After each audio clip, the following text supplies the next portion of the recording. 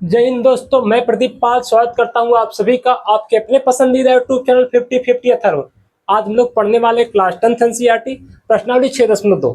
इस प्रश्नावली का हम लोग प्रश्न नंबर 7 तक कर चुके हैं, तो प्रश्न नंबर 8 करने वाले हैं। लेकिन गौर करिएगा, जो प्रश्न नंबर 8 है प्रश्न नंबर 7 का जस्ट रिवर्स है, जस्ट इसका उल्टा है। तो अगर आप प्रश्न नंबर 7 नहीं देखे हैं तो इस वीडियो के डिस्क्रिप्शन में उसका लिंक मिल जाएगा। वीडियो आप देखेंगे तो आपको आइडिया लगेगा कि प्रश्न नंबर 7 और 8 में क्या सिमिलैरिटी है। तो प्रश्न नंबर 8 करते हैं। प्रमेय 6.2 का प्रयोग करते हुए सिद्ध कीजिए कि एक त्रिभुज की किन्हीं दो भुजाओं के मध्य बिंदुओं को मिलाने वाली रेखा तीसरी भुजा के समांतर होती है। प्रश्न और आगे भी था, वो बोला था कि इस चीज को आप क्लास 9 में पढ़ चुके हैं, लेकिन प्रश्न हमारा मेन यही है।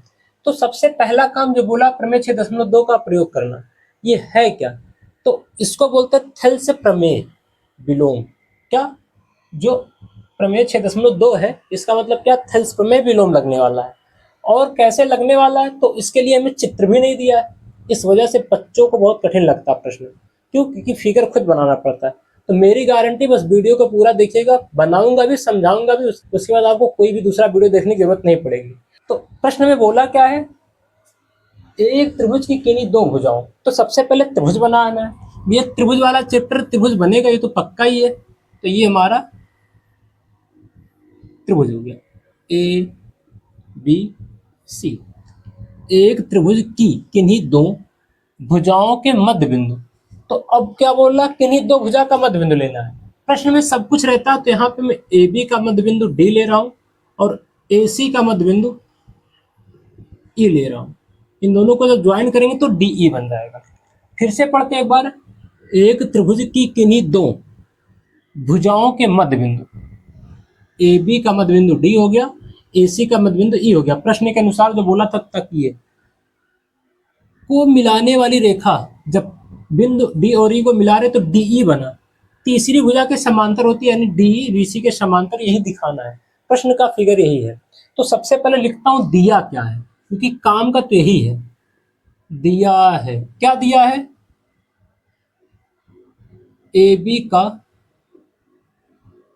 मध्य बिंदु डी है, अतः ए डी बराबर डी। समीकरण 1 होगा। तो फिर उसके बाद हम क्या बोलेंगे? इसी प्रकार ए सी का मध्य बिंदु क्या है? ई है, तो यहां भी हो जाएगा अतः ए बराबर ई सी। समीकरण 2 हो गया। ये दो चीज हमें बोला था, दो भुजाओं का मध्य बिंदु के हिसाब से ये दो चीज हो गया। सिद्ध क्या करना है? सिद्ध करना है, जब मध्य बिंदुओं को मिला दे रहे तो डीई बना, तीसरी भुजा के समांतर होती है, ये सिद्ध करना है। तो डीई समांतर बीसी, ये हमें सिद्ध करना है। तो अब भैया उत्पत्ति पे आते हैं।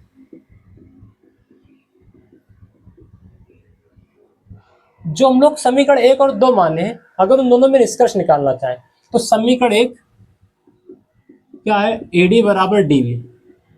और समीकरण 2 क्या है? ए बराबर ईसी। ये समीकरण 2 है। दोनों समीकरण को भाग लगा दो। हाँ भैया, भाग लगाना है। क्यों? आगे पता चलेगा। लगाते हैं। जब समीकरण 1 में समीकरण 2 से भाग देने पर, जैसे भाग देंगे तो होगा क्या? ए डी बाई ए आ जाएगा। जब भी हम समीकरण का भाग देंगे तो लेफ्ट वाला लेफ्ट से डिवाइड होगा, राइट वाला राइट से, इक्वल टू आएगा क्या? डीबी अपॉन में ईसी। अब एक काम और करने वाले, जस्ट आपका आंसर आ जाएगा। कैसे? मैं डीबी को नीचे ले आ रहा हूं। अभी प्रश्न लास्ट में देखिएगा कैसे रिलेट करते हैं। डीबी को जब नीचे लाएंगे तो एडी अपॉन में डीबी हो जाएगा, और डीबी जब नीचे जाएगा तो ए ऊपर लेके चले जाएंगे। बस यही पे अगर आप गौर कर गए तो आपका काम हो जाएगा। ये लाइन डीबी को नीचे लेके चले जाना, ए सी ए को ऊपर लेके चले जाना, तो बनेगा क्या? A D by DB, A by E C. ये जो आ रहा है, अगर इसको फिगर में देखें तो आंसर आ चुका है। क्या? A D upon D B A D upon में डी बी है। A D by D B का मतलब क्या है? इसके पहले भुजा का अनुपात है, यही तो है। ए ई अपॉन ई सी क्या है? दूसरी भुजा ए ई अपॉन ई सी का अनुपात है और दोनों बराबर हैं। तो होता कैसे है ये? थेल्स प्रमेय विलोम। अगर किसी त्रिभुज के किन्हीं दो भुजाओं का अनुपात बराबर हो जाए तो तीसरी भुजा के समांतर रेखा बन जाती है। तो ये हमारा प्रमेय हो जाएगा थेल्स प्रमेय विलोम। थेल्स प्रमेय विलोम का मतलब क्या है? प्रमेय 6.2। तो लगाते हैं, अब लिखेंगे ट्रायंगल ए बी सी। इस ट्रायंगल ए बी सी में देख क्या पा रहे हैं? A D by D B equal to A E by E C आया था। ये जो अनुपात आया है ये किसका अनुपात है? त्रिभुज की भुजाओं का अनुपात। तो लिखेंगे अतः थेल्स प्रमेय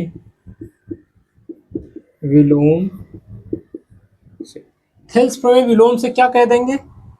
डी ई समांतर बी से। इतना सा प्रश्न था, प्रश्न हमारा हल हो गया। तो यह वीडियो आपको कैसा लगा कमेंट कीजिएगा। वीडियो को अंत तक और पूरा देखने के लिए आपका धन्यवाद। Thank you.